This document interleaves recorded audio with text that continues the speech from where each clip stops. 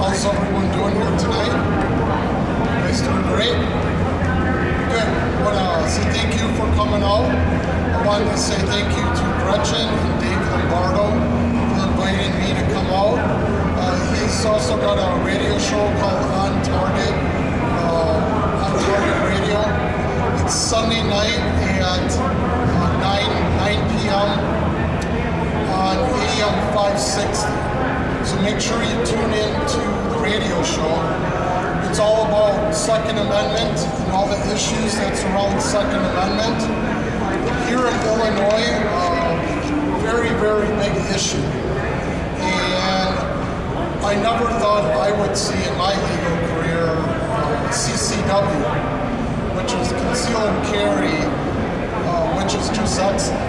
We're still working out some of the details on CCW, but finally Illinois was able to obtain it, so that's just been excellent. So let me tell you a little bit about myself. My name is David Mierswa, and I'm an attorney. I'm licensed in Wisconsin and also Illinois.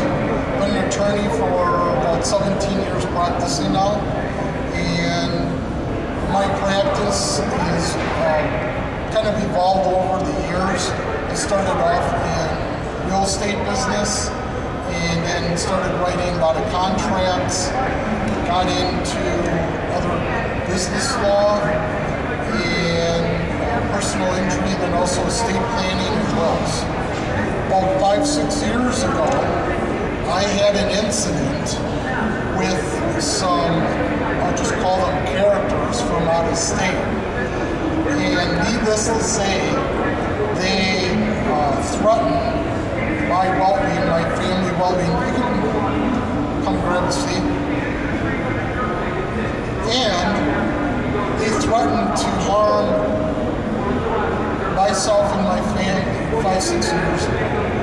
And I've always been a Second Amendment advocate. That woke me up. And one of my best friends and private investigator, his name was Craig Lawrence. I called him up. He immediately came over to my house. I told him what happened. He did a risk assessment of the probability scenario, what would happen. And at this time, I grew up in Wisconsin, and I kind of left a lot of my firearms back up in Wisconsin and where I grew up, my family house. So I didn't even have a weapon. I didn't think I needed it. And lo and behold, I started learning in detail all the stringent requirements. I knew about the FOIA card and so forth, but I thought it'd be real easy to go down and get a concealed carry permit, carry some protection. They're like, no, it's a felony. Excuse me? It's a felony. We catch you with a gun in your car, loaded on your person, and you'll be looking at a lot of jail time. You're a lawyer. We would love to have you as an example.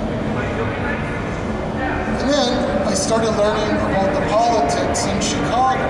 We all know Chicago and how friendly they are with the Second Amendment and the people being able to protect themselves. So we know about all the cases recently, and it's been growing. I'm hearing more and more stories out there now that people are able to protect themselves. And recently there was an incident up in Lake County where a gentleman was charged for misuse of a firearm. They tried to charge him with a variety of misdemeanors and one felony. He went to trial on that. And just it was a week and a half ago, the gentleman was acquitted of all charges. And he was a CCW carrier. And that weapon protected his life. So here I live out in Lake County, Illinois. And I thought Lake County was sitting down at Cook County. And Lake County was going to be a little more friendly for CCW. Think again. So you have to be on your guard. So that's the story of my background. I've been a lawyer for 17 years. I recognized 6 years ago that there's a huge void in the law. And the void in the law are attorneys and citizens that fall under the Second Amendment that want to protect themselves and their families. Not only in their home, but on their person. So I started going out and seeking all the knowledge that I could about 5-6 years ago, and I now am a very active Second Amendment attorney. I help many clients out with the CCW. I also do expungements.